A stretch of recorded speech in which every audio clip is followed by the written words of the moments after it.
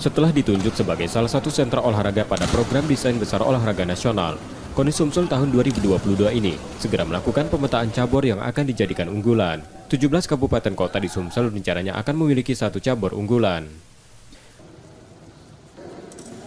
Pemilihan cabur unggulan di kabupaten kota lebih dulu melewati pertimbangan kajian akademis terkait kondisi geografis yang akan menentukan cabur dapat dibina daerah tersebut. Perlu dikonsep secara akademisi, secara ini kan kita butuh diskusi, dan itu butuh anggaran yang sudah kita anggarkan untuk melakukan kajian.